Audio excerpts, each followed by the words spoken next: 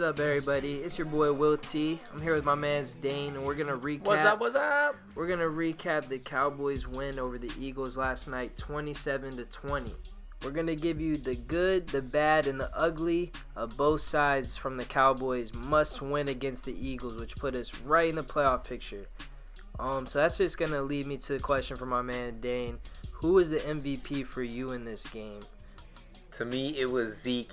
He was finally the guy we drafted at ADP number 2 with the 200 yards, right, total? Close to it, nearly 200 yards. Nearly 200 yards. He scored one touchdown, two touchdowns. Two touchdowns. One receiving and one running.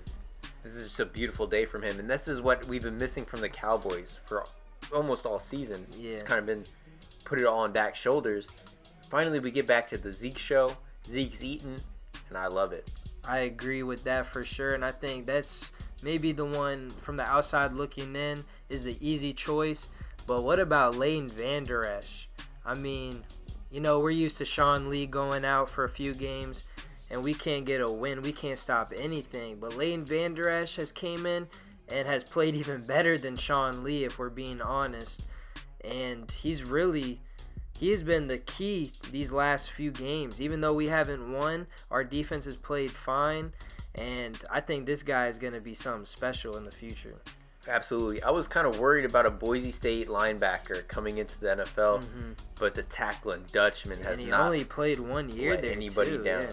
He has been a beast. Yeah, I'm not even going to lie. I was kind of upset about that pick as well, but he's proved me wrong, and I love that. So that's definitely a guy that I like going forward. And, of course, Jalen Smith, too. That guy is just so amazing, man. How he follows receivers all the way upfield in coverage. His blitzes, I mean, his speed, the way he flies around the field is just incredible. But we could really talk about this defense all day. I mean, they were just lights out last night. Of course, there's a few busted coverages. Zach Ertz is going to get his catches, you know. There's always something to get better at when you're 4-5. But this defense overall this year has looked so good. Now on to the bad. Well, there might even be as much bad as good on the Cowboys side of this game. So the first 2 quarters, in my opinion, it was a lot of bad play calling, a lot of stuff that you don't want your quarterback in a hostile environment holding the ball for so long. I feel like we should have got the running game going a little earlier than we did, more consistently. But overall, throughout the whole game, I was pleased how we kind of finally made an adjustment. The bad for me was probably Maher. And that missed field goal, I mean, it wasn't very long. It was like a 36-yard field goal. Yeah, I think it was like 40, yeah. A 40-yard field goal, he missed it. Missed it badly. Yeah. Very badly. It was really bad. That probably would have put the game away, more or less, at that point. And that's definitely a question we need to ask ourselves going forward. Is it time for a new kicker? Because, you know, with kickers, once they lose their confidence, a lot of those guys just don't get it back. So, and he's a young guy. He hasn't really had experience in the NFL. I want to see how he comes back from some misses going forward, because he's on a very tight leash right now. Let's get to the offensive side of the ball, though. What did you think about Dak in the first half compared to Dak in the second half? I think that Dak looked like Blake Bortles in the first half.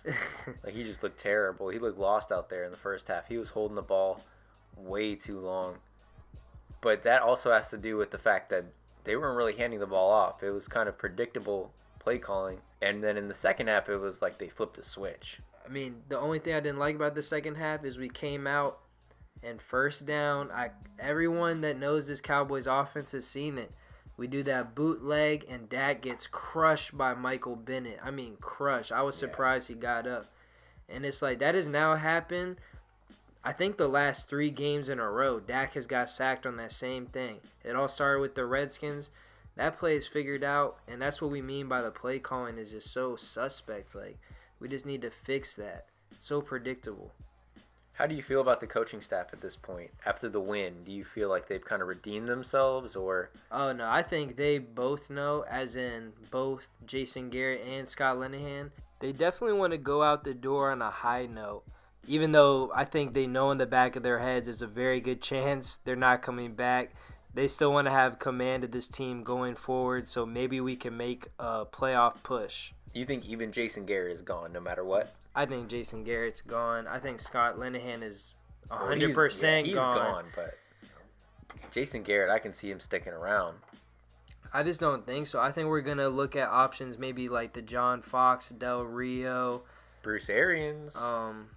If he comes out of retirement, I would love to have him. Harbaugh even. Either Harbaugh.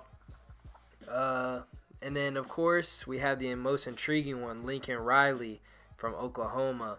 I think if we got him in the room with Dak, with Zeke, now Amari, I think, geez, that guy's offensive playbook is Sean McVay-like. He's the most creative play caller in college right now. Yeah, and if you see what guys like Sean McVay are doing, and you see what the Cowboys need, and you see what the Cowboys need, which is open exactly the playbook that. for Dak.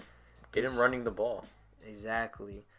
The biggest thing about this NFC East is it's looking like only one team is going to be able to make it. But let's look at the Cowboys' schedule for the last few games. So we go against Atlanta this week, which is a huge game. They just lost to Cleveland, but I think they're more like the team that they played against Washington than they are last week. I think they kind of overlooked that game, maybe looking towards us. And I think this is going to be a very tough game at Atlanta. Let's be honest, though. Atlanta's defense is terrible.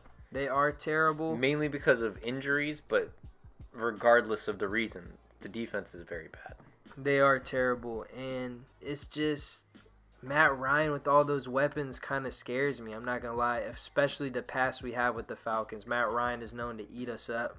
But your guys' defense has never been this good, so I have faith for that game. And the Browns were able to get a lot of pressure on Matt Ryan yesterday, so maybe this D-line will do something similar. So Thursday, Thanksgiving against Washington. That is a very big game. Say we beat Atlanta, we would be 5-5 going into that game. If we can come away with that win, and maybe Washington loses next week. Assuming Washington loses, that would be for the division, right? For the division lead? Basically, yes. Wow. That's a huge game. And then it gets even harder from there against New Orleans at Dallas. And we all know how they have been. They just beat the Bengals 51 to...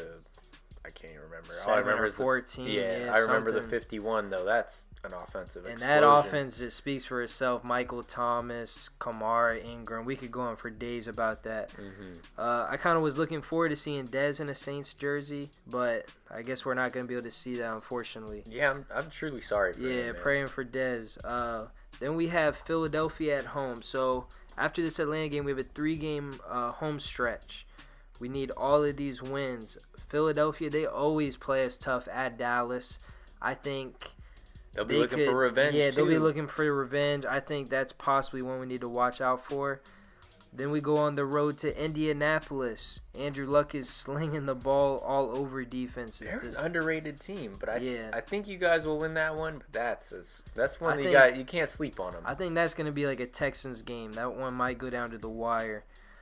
Tampa Bay, you never know no excuse to lose that one, man. Well, you never know, because sometimes they put up 31, then the next week they'll put up 3, so you never know what you get to them. You can't sleep on these type of teams. Then we finish the season off with the Giants.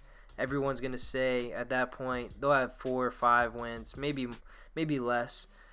And we're going to say, oh, this is an easy win, but they're going to want to kick us out of playoff contention if we're still alive at that point. So that's also a game we need to look out for. At this point, we've recapped the Cowboys' victory over the Eagles. I hope you guys enjoyed us. We'll be back with more content. Please subscribe and like the videos. I'll be dropping Cowboys stuff. He drops Yankees stuff. And then we also both drop a sports podcast together. I hope you guys enjoyed. All right, guys. Peace out.